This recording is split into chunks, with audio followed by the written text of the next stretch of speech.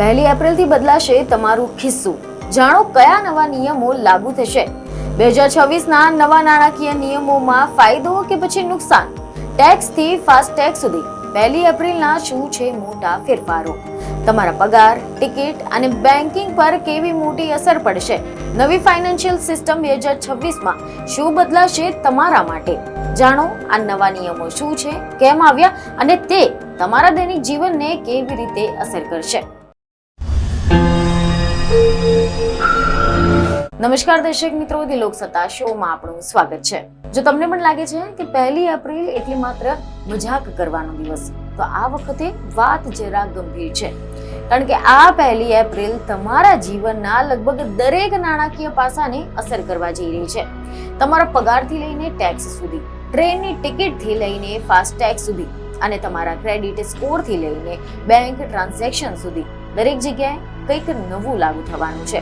અને જો તમે આ બદલાવોને સમજ્યા વગર આગળ વધશો તો શક્ય છે કે તમારું નાણાકીય પ્લાનિંગ ખોરવાઈ શકે છે.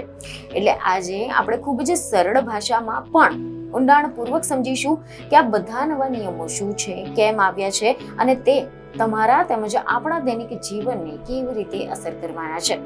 અંત સુધી જોજો તો રહેશે તમને કેટલીક એવી માહિતી પણ જાણવા મળશે કે જે મોટાભાગના લોકો જાણતા નથી. આમ તો દરેક નાણાકીય વર્ષની શરૂઆતમાં દેશમાં કેટલાક નિયમોમાં ફેરફાર થતો હોય છે અને આ વર્ષે પણ એવું જ થશે. પહેલી એપ્રિલ 2026થી ઇન્કમ ટેક્સ, પગાર, રેલવે ટિકિટ, ફાસ્ટેગ અને ક્રેડિટ સ્કોર સહિતની કેટલીક બાબતોના નિયમો બદલાશે, જેની સામાન્ય લોકો પર અસર પડવાની છે. તો ચાલો શરૂઆત કરીશું સૌથી મહત્વના મુદ્દાથી, ઇન્કમ ટેક્સથી.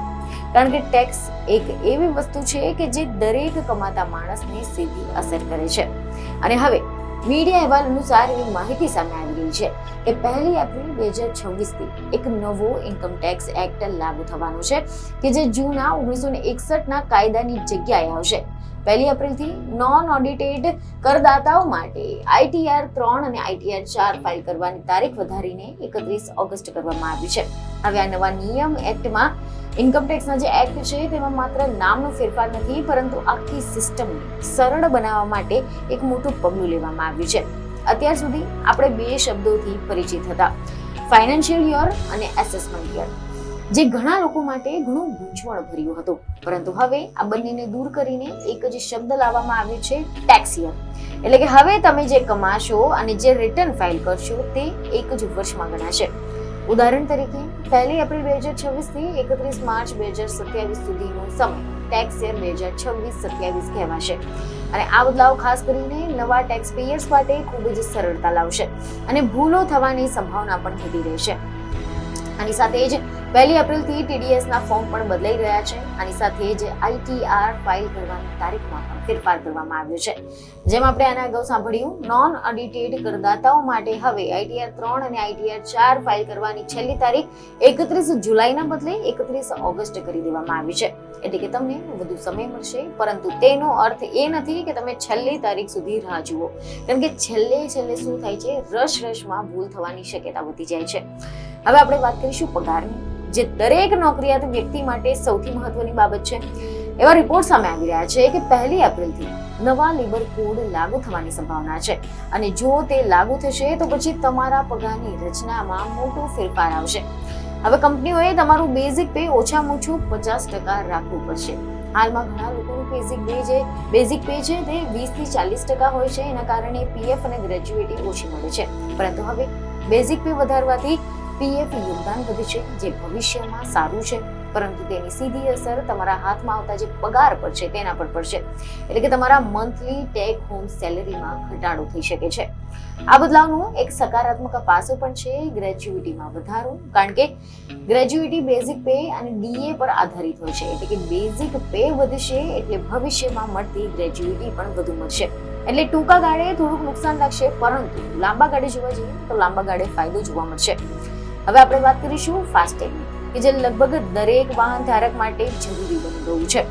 મીડિયા રિપોર્ટ અનુસાર national highway authority of India એટલે કે NHAI ફાસ્ટેગના વાર્ષિક પાસામાં વધારો કર્યો છે. 3000 રૂપિયાથી વધારીને 3075 રૂપિયા કરી દેવામાં આવ્યા છે. જો કે આ વધારો મોટો નથી, પરંતુ દેશભરમાં લાખો લોકો માટે આ એક નોંધપાત્ર ફેરફાર છે. આ પાસથી તમે 1150 જેટલા ટોલ પ્લાઝા પર સરળતાથી મુસાફરી કરી શકો છો અને 1 વર્ષ કે પછી 200 ટ્રિપ્સ સુધીનો તેનો ઉપયોગ કરી શકો છો. હવે રેલવે મુસાફરી માટે એક મહત્વપૂર્ણ અપડેટ પણ સામે આવ્યું છે. ટિકિટ કેન્સલેશનના નિયમમાં ફેરફાર કરવામાં આવ્યા છે. જી હા, મીડિયામાંથી એવા અહેવાલો સામે આવી રહ્યા છે કે હવે જો તમે 24 થી 72 કલાક પહેલા ટિકિટ કેન્સલ કરો છો તો પછી 25% કપાશે. 8 થી 24 કલાક પહેલા કેન્સલ કરો તો 50% કપાશે અને જો 8 કલાકથી ઓછા સમય પહેલા ટિકિટ કેન્સલ કરો છો તો પછી કોઈ પણ રિફંડ નહીં મળે.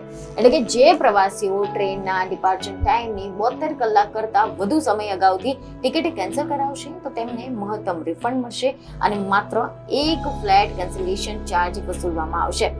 આની સાથે જ 8 કલાકથી ઓછા સમયમાં આના અગાઉ પણ ટિકિટ કેન્સલ કરવા પર કોઈ રિફંડ નહીં મળે. આનો અર્થ એ કે હવે પ્લાનિંગ ખૂબ જ જરૂરી બનશે.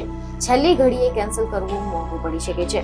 આની સાથે જ એક સારા સમાચાર એ પણ છે કે તમે ટ્રેનના ડિપાર્ચર પહેલા 30 મિનિટ સુધી તમારું બોર્ડિંગ સ્ટેશન બદલી શકો છો, જે મોટા શહેરોમાં ખૂબ જ ઉપયોગી રહેશે.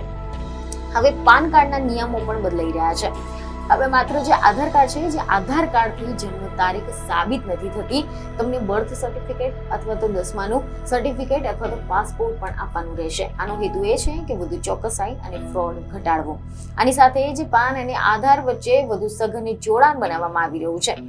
હવે એક મહત્વની બાબત, ક્રેડિટ સ્કોર. આરબીઆઈએ હવે બેંકોને આદેશ આપ્યો છે કે તેઓ લોન અને ક્રેડિટનો ડેટા દર અઠવાડિયે અપડેટ કરે. આના અગાઉ આ પખવાડિયે થતું હતું, પરંતુ હવે તમારો જે ક્રેડિટ સ્કોર છે તે વધુ ઝડપથી અપડેટ કરવામાં આવશે. અને જો તમે સમયસર ઈએમઆઈ ભરશો તો તેનો ફાયદો પણ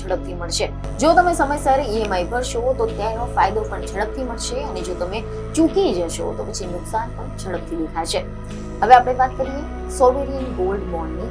તેવા રિપોર્ટ છે કે 1 તારીખથી સોવેરિયન ગોલ્ડ બોન્ડ એટલે કે SGB પર ટેક્સના નિયમો પણ બદલાઈ રહ્યા છે.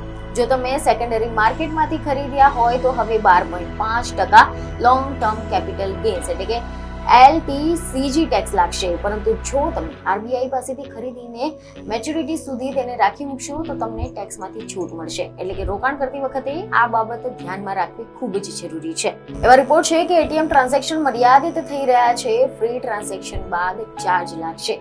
યુપીઆઈ કેશ વિથડ્રોઅલ પર પણ ચાર્જ લાગુ કરવામાં આવશે અને ઇન્સફિશિયન્ટ બેલેન્સ માટે પણ દંડ લાગશે.